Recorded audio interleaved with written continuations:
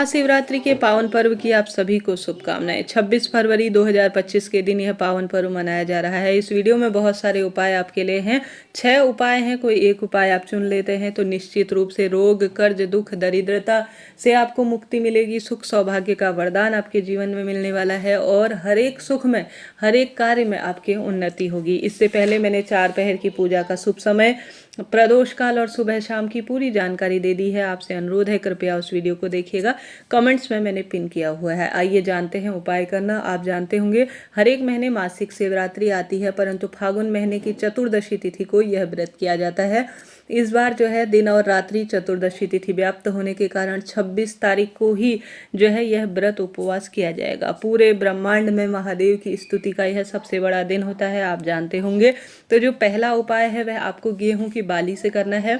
इस बीच में पहले ही मैं अपलोड वीडियो इसलिए कर रही हूँ, आपका अगर गाँव जाना होता है तो अपने लिए गाँव में थोड़ा सा किसी थैली में या किसी डब्बे में गेहूं की बाली ले आइए। अगर आप सिटी में रहते हैं, नहीं तो उसके आसपास भी आपको गेहूं प्राप्त हो जाएंगे। गेहूं का प्रयोग यहाँ पर नहीं, आपको गेहूं की बाली लेनी है, इस बात का ध्यान रखिएगा। यह उपाय आपके घर के पितृदोष, वास्तु दोष, किसी ने कुछ बंधन कर दिया है या किसी न किसी स्वरूप में संतान उत्पत्ति की दिक्कत है और आप हार रहे हैं, जीवन में दुख पा रहे हैं, कष्ट कर्ज में आपका जीवन हो गया है, तो यह उपाय आपके लिए एक चमत्कार के स्वरूप में होगा। तो गेहूं की आपको प्रथम उपाय करने के लिए 7 बालियां लेनी पड़ेंगी। कितनी बाली? 7। नोट करते हुए चलिएगा। अभी से गेहूं की बाली बासी नहीं होती है, प्रबंध कर लीजिए ताकि आप उपाय कर पाए। वीडियो को अपने साथ अपने व्हाट्सएप में सेव कर लीजिए ताकि तुरंत आप जब भी याद आए आप उपाय को करना शुरू कर देंगे। तो 7 आपको गेहूं की बाली लेनी है। अपना नाम गोत्र बोलना है, घर के सभी सदस्यों का नाम गोत्र बोलकर पूरे घर में गेहूं की बाली को आपको घुमाना है और इसे ले जाकर शिवरात्रि के दिन व्रत उपवास करते हैं तो अत्यधिक शुभ है। नहीं तो आपको 7 गेहूं की बाली अपना नाम गोत्र बोलकर शिवलिंग में घर में घुमाने के बाद अपनी मनोकामना कहकर कि हे महादेव पुत्र प्राप्ति का वरदान मिले, रोग, कर्ज, प्रतियोगी परीक्षा या संतान की या कोई भी घर में ग्रह कलेश की या विवाह की दिक्कत हो रही है तो उन समस्याओं का निदान हो जाए, ऐसी प्रार्थना कर अपनी मनोकामना कहकर आप घर आ जाइए। पहला उपाय आपको करना है। बात कर लेते हैं दूसरे उपाय की तरफ। दूसरा उपाय काफी सरल है। यह उपाय आपको 3 दीपक से करना है, ठीक है। गुरुजी कहते हैं 3 दीपक हमेशा शिवरात्रि के दिन फल देने वाला होता है, आप जानते होंगे। और महादेव की पूजा में हमेशा गोल बत्ती का दीपक लगता है, परंतु यहाँ पर एक लंबी बत्ती का प्रमाण है और 2 गोल बत्ती का ही आपको प्रयोग करना है, ठीक है। आटे के दीपक भी बना सकते हैं दूसरे उपाय में, आप चाहें तो मिट्टी का दीपक भी ले सकते हैं। 3 दीपक आपको लेना है, सुंदर भाव से उनमें घी भरना है। चाहें तो आप तिल के तेल भी प्रयोग में ले सकते हैं, नहीं तो घी भरेंगे तो ज़्यादा शुभ और श्रेष्ठ रहेगा।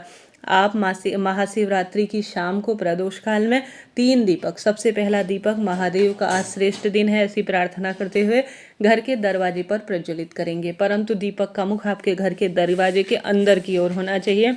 इस बात का आप ध्यान रखते हुए कार्य कीजिएगा। पहला दीपक आपको यह लगाना है, दूसरा आपको शिव मंदिर में लगाना है शाम को प्रदोष काल में, तीसरा जो गोल बत्ती का दीपक है वह आपको बेलपत्र पेड़ के नीचे लगाना है। एक बेलपत्र पेड़ के नीचे, एक महादेव के मंदिर में, एक आपको दीपक जो है वह अपने घर के दरवाजे पर लगाना है, ठीक है। यह 2 उपाय हो गए। बढ़ते हैं तीसरे उपाय की तरफ। तीसरा उपाय काफ़ी सरल है। कमेंट्स में हर हर महादेव लिख दीजिए। साथ ही आपसे अनुरोध है, चैनल पर नए हैं तो लाइक शेयर सब्सक्राइब करें। मैं महादेव से प्रार्थना करती हूँ कि आपके जीवन में खुशियों के भंडार भरे, आपके रोग, दोष, कष्ट, संकट, पीड़ा से मुक्ति आपको हो जाए। तो यह हो गया 2 उपाय। बात कर लेते हैं तीसरे उपाय की। आप जानते होंगे इस समय बेर खूब मिलते हैं, खाने वाले बेर की बात कर रहे हैं। यह उपाय दोपहर में ठीक 12 बजे किया जाता है। शिवलिंग पर आपको जल का लोटा चढ़ाना है। उसके बाद विधि विधान से आपको श्री शिवाय नमस्तुभ्यम महामंत्र का जाप करना है। यह उपाय रोग मुक्ति के लिए करना है तो आप महामृत्युंजय मंत्र का भी जाप कर सकते हैं, ठीक है। 7 बेर आप ले लीजिए दोपहर के 12 बजे।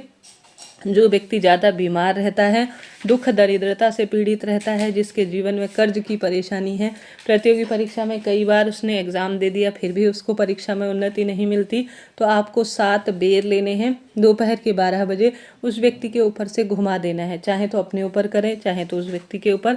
आप 21 बार भी घुमा सकते हैं, 7 बार भी घुमा सकते हैं। उतारा कर आपको दोपहर में 12 बजे बेर ले जाकर शिवलिंग पर चढ़ा देने हैं, ऐसी मान्यता है। गुरुजी कहते हैं यह पूजा जो है रात्रि में की जाती है, परंतु सुबह शाम की जो पूजा होती है वह अपने आप में रात्रि की पूजा 12 बजे की निश्चित काल की कहलाती है। तो आप चाहें तो रात्रि 12 करें, चाहे तो दोपहर के 12 करें, इच्छा आपकी है। आप 7 बेर अपने ऊपर से घुमाकर या जो व्यक्ति ज़्यादा बीमार रहता है उसके ऊपर से घुमाकर शिवलिंग पर जरूर चढ़ा दीजिएगा।